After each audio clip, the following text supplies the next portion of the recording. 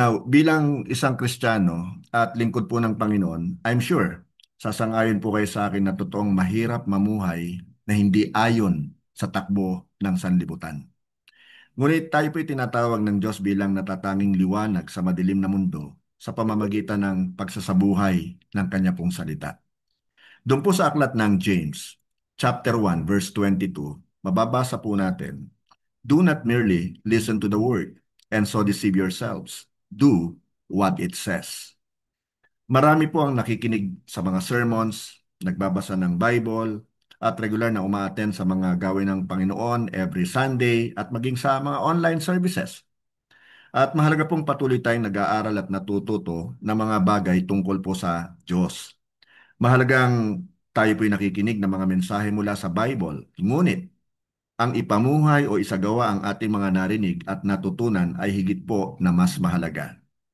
So sinasabi po ni James na hindi sapat ang nakikinig lamang sa salita ng Diyos o ng salita ng Diyos. Kailangan po nating ipamuhay ito sa araw-araw. Hindi lamang po tuwing araw po ng Wednesday kung saan po tayo ay may prayer meeting o kaya po ay araw ng Sunday. Dapat araw-araw. So ang tanong ngayon at ito po ang ating title, are you a listener or a doer? Ano ba ang kaibahan ng isang listener sa isang doer? Ipinamumuhay po ng isang doer ang lahat ng kanyang naririnig. Nangangahulugan ito ng intentional na paglago sa pamamagitan ng pagsasabuhay ng mga bagay na kanya pong narinig. Ang isa naman pong listener ay kabaligtaran. Ang listener po ay nakikinig lamang sa salita ng Diyos at bagamat apektado po siya nito, ay wala ring ginagawa. Walang pagsasabuhay. Ang mga listeners ay maaaring namumuhay ayon sa worldly values mula po sa Monday hanggang sa Saturday. Pagkatapos ay dadalo po sa church ng Sunday, seeking repentance. Pagkatapos ay uulit-ulitin nila ang mga pagkakamali na hindi isinasabuhay ang kanilang narinig at natutunan. So, in effect, they repent and then they repeat.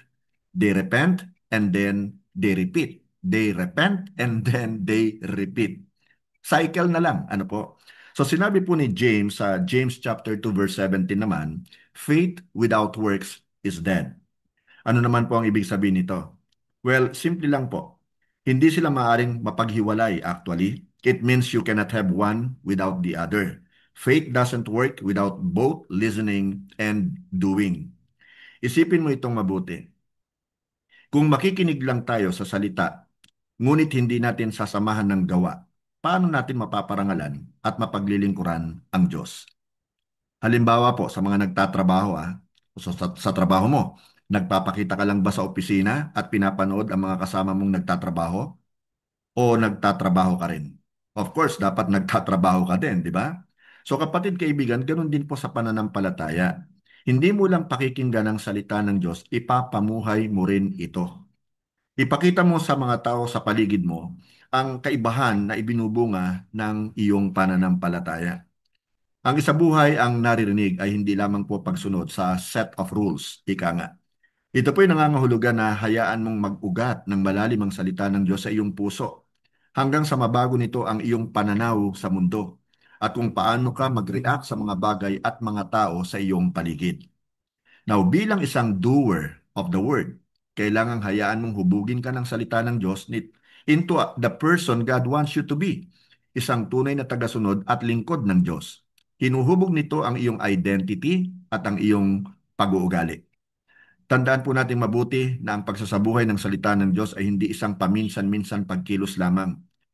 Ito po ay isang patuloy na pagbabago, a continual change. Halimbawa, hindi lamang narinig mo ang turo ni Jesus na love your enemies. Alam na alam natin yan, ano? Kundi ang mapatawad talaga natin ang totohanan at hindi na po ituring ang mga taong ito na mga kaaway, kundi bilang mga taong nangangailangan po ng pag-ibig ng Diyos. Hindi po hinangad ng Diyos na hangaan natin ang kanyang salita. Nais niyang isabuhay natin ito hanggang sa mahubog tayo at mabago at matulad tayo sa ating Panginoong Hesukristo. Now, ang tanong po, paano ba talaga natin isinasabuhay ang salita ng Diyos sa araw-araw? I suggest po na you start small. Anong ibig ko pong sabihin? Halimbawa po, Pumili ka ng isang verse na nagrema sa iyo. Isulat mo ito at kung maaari, memoryahin mo na rin. Tingnan mo kung paano mo ito may apply sa buhay mo. You see, one small action can make a huge difference. Halimbawa po sabihin na natin na pinili mo ang nakasulat do sa Book of Ephesians chapter 4 verse 32. Be kind and compassionate to one another, forgiving each other, just as in Christ God forgave you. Pagkatapos mo itong basahin, tanungin mo ngayon ang iyong sarili, kanino ko kaya pwede maipakita ang aking kabaitan ngayon? Medyo nakakatawa, no? Pero tanungin mo yung sarili mo. Dahil meron ka namang kabaitan sa loob mo di ba? So, tanungin mo, kanino ko kaya ito pwedeng maipakita? O kaya naman po, pinili mo halimbawa yung nakasulat sa Philippians chapter 2 verse 3, kung saan nakasulat naman, don't be selfish, don't try to impress others. Be humble, thinking of others as better than yourselves. Pagkatapos, maghanap ka ng pagkakataon na unahin ang pangangailangan ng iba sa halip na ang sayo. Marami yan sa totoo lamang kung tayo po'y magiging sensitibo lamang. For example, madalas ko po ito nagagawa sa pila sa mga groceries, for example, di siyempre mahaba pila, no?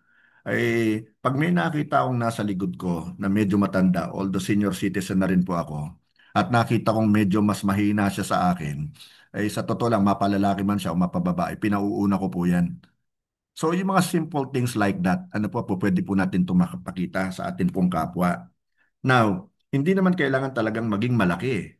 One small act, again I say, of God's word ay higit na pa kumpara po sa 100 sandali na narinig mo lang. So iba yung narinig mo kahit paulit-ulit mo itong narinig pero hindi ka naman nagte-take ng action, baliwala din yon. Now, napakadali pong makinig ng salita ng Diyos. Ngunit hindi ka dapat makontento sa pakikinig lamang. Maghanap ka ng opportunities na kumonekta sa iyong kapwa mananampalataya na tutulong sa iyong pagsunod kay Jesus. Ang isa sa mga opportunities na ito ay ang sumali ka sa isang small group o sa isang life group. Actually po dito sa Batangas, kinakasanayan po natin na after every service, especially sa morning service kung saan marami pong tao, ay nagtitipon-tipon, nagbibilog-bilog po kami. Ito po yung nagbibigay ng pagkakataon na makasalamuha natin o maka-fellowship ang ating kapwa mananampalataya. Ano po? So sa atin pong pagtatapos, I encourage you to shine God's light as a doer of the word and not just as a listener. Mag-join po kayo, kapatid kaibigan, sa isang small group. O sabihin na natin ay life group o Bible study, whatever you call it. Ano po?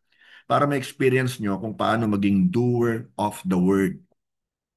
Now, pakinggan po natin ang sinabi ni Jesus at dito na po ako mag-e-end sa Book of John, chapter 10, verse 27. Ang sabi po niya, my sheep listen to my voice. My sheep, tayo yun na mananampalataya na listen to His voice. Ang sabi pa ni Jesus, I know them, kilala ko sila, and they follow me. So inaasahan talaga ng ating Panginoong Jesucristo na pinakikinggan natin ang kanyang tinig, ang kanyang salita, and then of course, after that, susunod tayo. At syempre sa pagsunod po natin, it will take action. Kailangan natin mag-action. Ano po? Dahil kung hindi, wala. Baliwala lang. Naging head knowledge lang po yung ating napakinig. So tayo po ay mag-pray na, mga kapatid, kaibigan.